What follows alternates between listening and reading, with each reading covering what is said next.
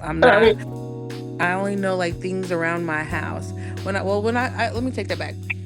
So when I first moved here, I was engaged. We were engaged, and when we were back home, we used to go out every weekend, and sometimes he dragged me out in the middle of the week.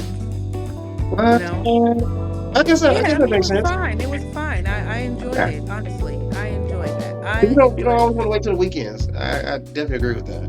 Yeah, I enjoyed that. Sometimes I'd come home from work and I'm like, oh, I'm tired. He'd be like, He'd be like, get dressed. We finna go. I'm like, I, oh, God. All right. I don't even know where we going. I just get dressed. Like, all right. I feel that. I feel that. You know? So, again, and I think that was just because he didn't want probably me to feel bored or maybe, and then he was new to the state. He's from Brooklyn.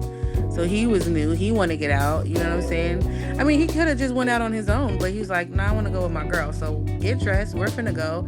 And shockingly, he took me a lot of places that I didn't even know was in my own backyard, and I enjoyed myself. And again, and it wasn't even just because we were out in the city. It was just because of the person I was with. I love to laugh. If you ask some people what do they enjoy doing, some women say shopping. Some women will say whatever. You know what I'm saying?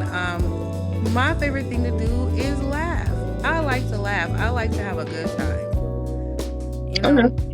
Yeah, that's me. I like a light situation. I love to talk.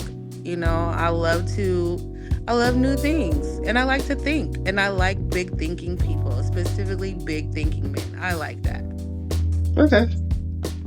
And like you said, I think that's important. That's why to me conversation is important. And like I was saying, like that's why at the end of the day, it's like if I'm like, like not to see it as a negative thing. That's just me enjoying the conversation. Some people smile, some people laugh, some people give that nervous look. My thing is, all right, I got you. I'm with it. I get all of that. I get nervous. I get butterflies. I get shy. I get bashful. And then, The I attention you mean, get, it's you just, get nervous. yeah, a lot. A What? lot because usually when I'm out, everybody is staring at me. It doesn't matter who it is. God blessed me with a very powerful energy that sometimes is even too much for me. I mean, when I step into a place, it doesn't matter whether it can be the bank, it can be the kids' school, it can be the grocery store. People are looking my way. I don't have to say anything, and it is a lot of eyes on me. Man, woman, child, and animal. It doesn't matter.